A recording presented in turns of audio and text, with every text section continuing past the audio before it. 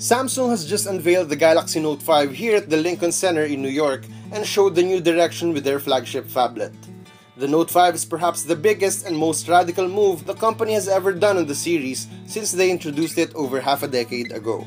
With the 5.7-inch display, the Galaxy Note 5 no longer looks and feels like an oversized smartphone. In fact, the very first time we saw it last week, it didn't look like the Galaxy Note we were familiar with all these years. Due to the thinner bezels and higher screen-to-body ratio, the Galaxy Note 5 is very comfortable to handle with one hand. It shares some similarities with the Galaxy Alpha and the Galaxy A7, only slightly bigger. The new form factor allows you to navigate the handset with one hand, where you'd normally be using both hands with the previous Galaxy Note generations.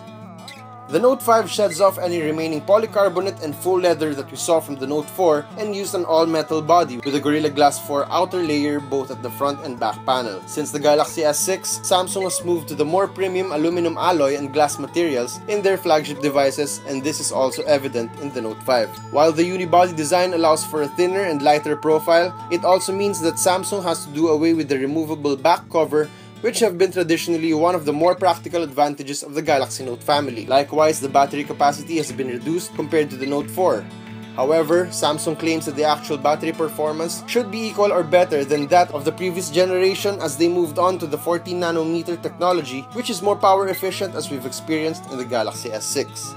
To make the profile more comfortable to the hands, the back panel has been redesigned to have more curved or tapered edges, allowing for a better grip. The stylus is also conspicuously hidden at the bottom end and pops out via a small mechanical spring from the inside. Samsung has made a lot of refinements with the use of the S Pen, especially with how it interfaces with the UI of the smartphone. These are actually small improvements that folks who are heavy users of the stylus will definitely notice and appreciate. Majority of the internal hardware of the Galaxy Note 5 were inherited from the Galaxy S6, starting with the Exynos 7420 chipset to the Quad HD Super AMOLED display and the use of Gorilla Glass on both the front and back panel. We expect the performance would be the same as the Galaxy S6. Samsung has learned a lot from their relative success with the Galaxy S6 and is employing the same strategy when they redesigned the Galaxy Note 5. It's as if they went back to the drawing board with the schematics of the Galaxy S6, added more screen real estate, bumped up the RAM, and inserted the iconic S Pen stylus to come up with the Galaxy Note 5. Samsung is expected to release the Galaxy Note 5 in the Philippines sometime in the end of August or first week of September with a dual SIM variant in 32GB and 64GB storage options.